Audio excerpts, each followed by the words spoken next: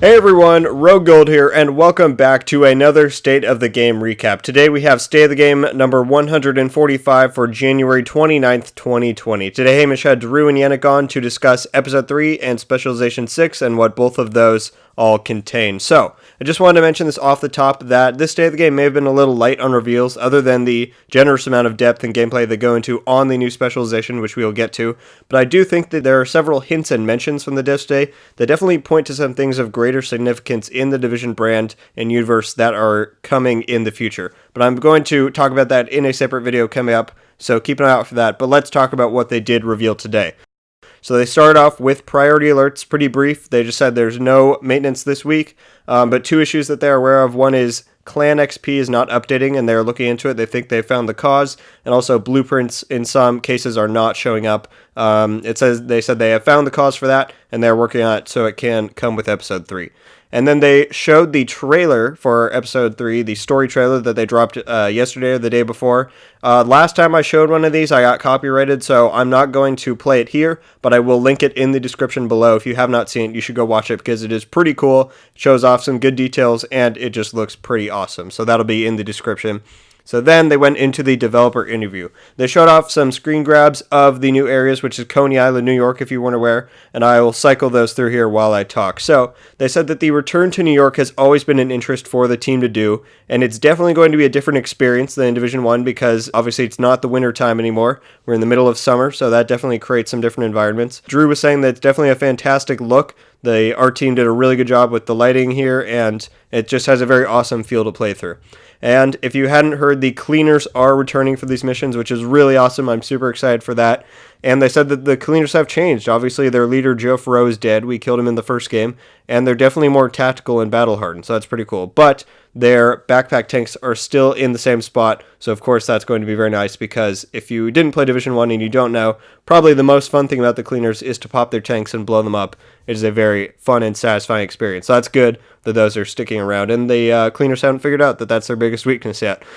So then they went over an overview of what Episode 3 will all be coming with. So there are two new main missions, which, yeah, big surprise. Coney Island Ballpark and Coney Island Amusement Park. The new specialization called Firewall, and we'll get into that in just a moment. And two new classified assignments, which they had pictures for. One is the Penitentiary, and one is the Nightclub. And these seem pretty cool.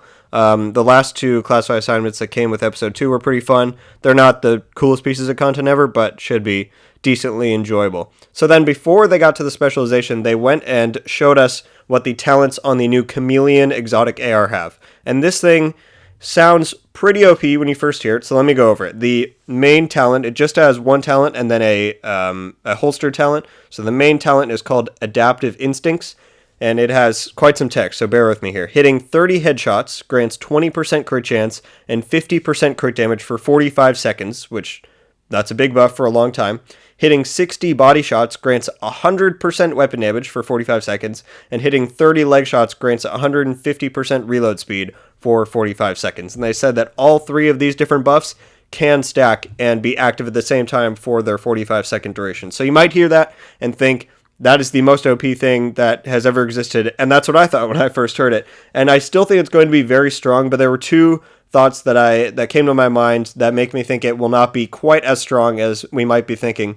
And that being, one, the magazine on it is not going to give you the same amount that the Eagle Bear does, which is 60.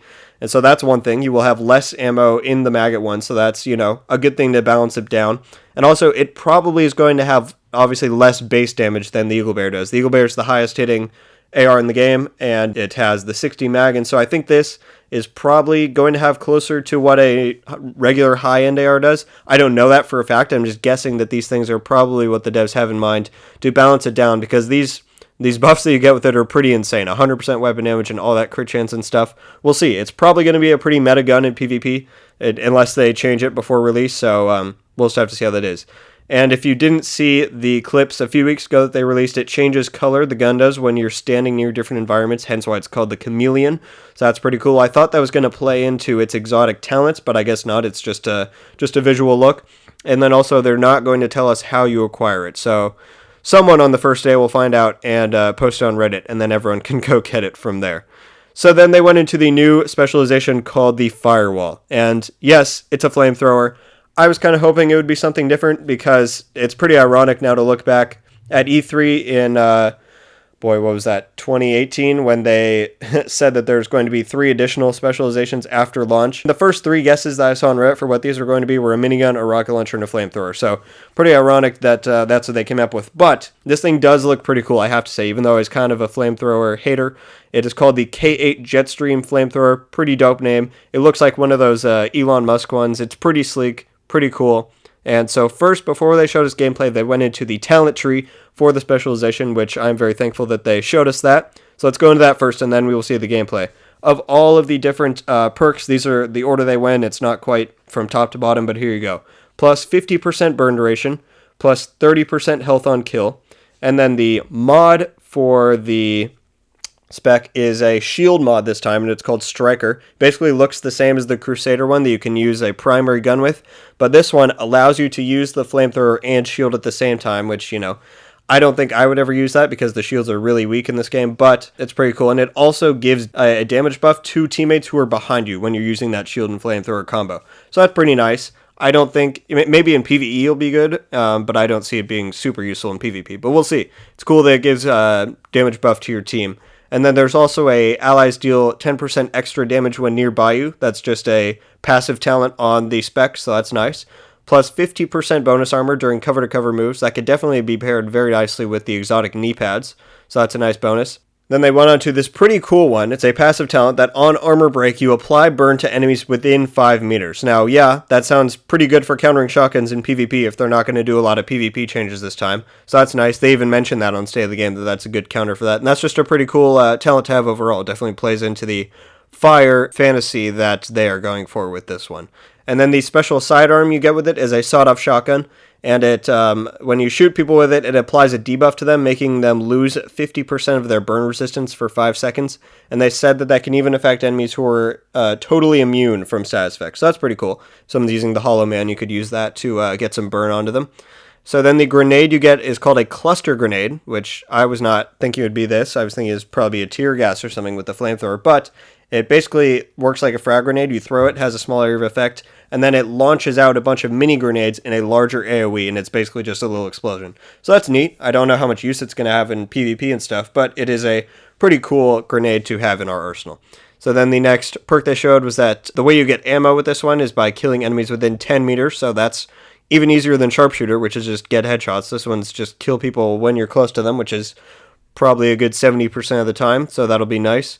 And then the special mod you get with this one is a tactical short grip, and it looks exactly like the one in Div 1. I'm blanking on what the name is, but it gives you a plus 10% crit damage bonus, so that's pretty nice. And then the medkit is, it's so-so, I'll say, because it's basically the same as Survivalist. On it, it reads, armor and health recovers 200% over 10 seconds. So basically how Survivalist works, you pop it and it heals up, and if you get damage some, you'll still heal it all up because it's healing 150% of your armor, I believe. This one does even more, 200%, but it's over a longer period of time.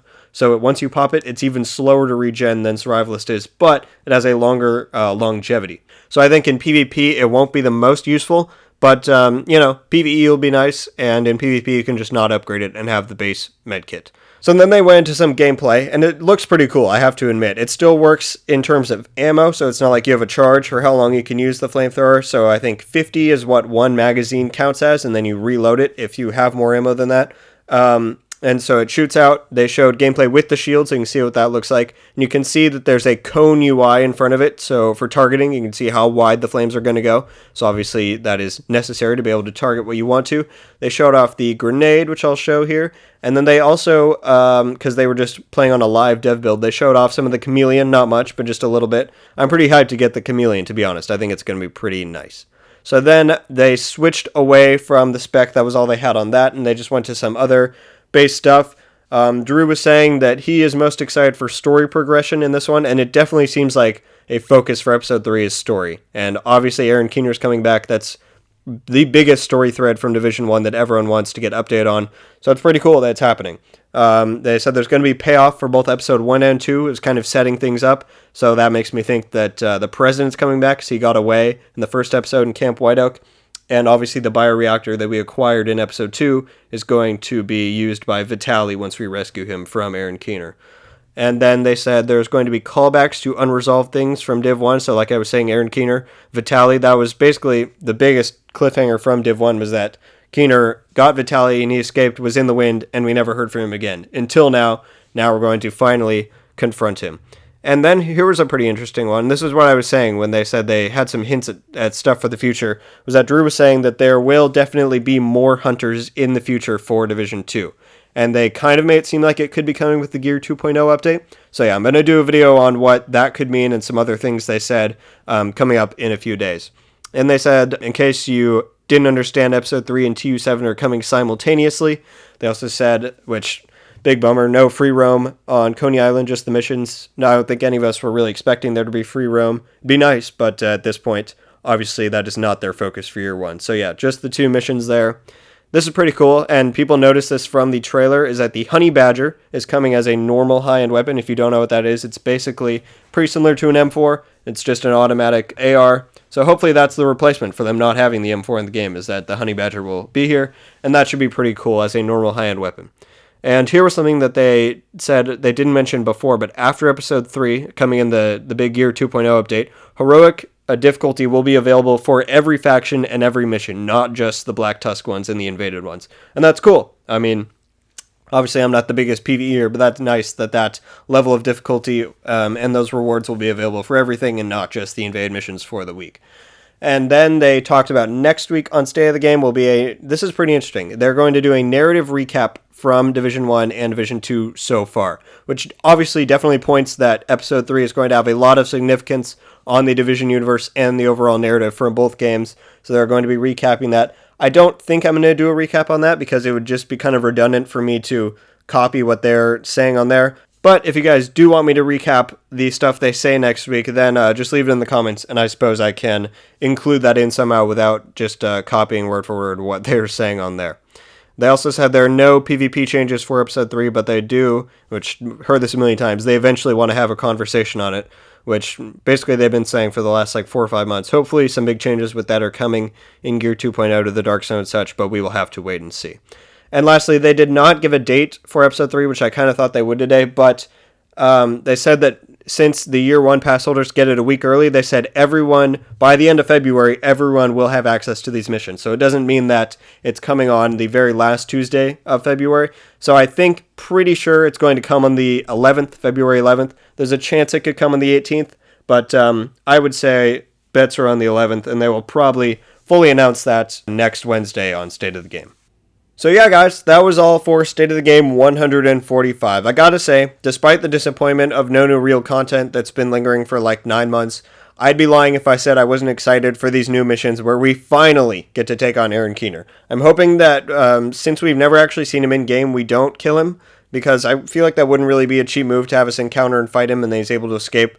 We'll definitely get Vitaly back, I think, but I'm hoping we don't kill Keener, because that's the one aspect of the Plato division that gets literally everyone playing the game hyped. So yeah, that's all for this recap, guys. Be sure to leave your thoughts on the new Spec, the Chameleon, or anything else in the comments below. Leave a like if you enjoyed this video. Be sure to subscribe with notifications on so you're updated every time I upload. And until the next one, guys, Rogue Gold out.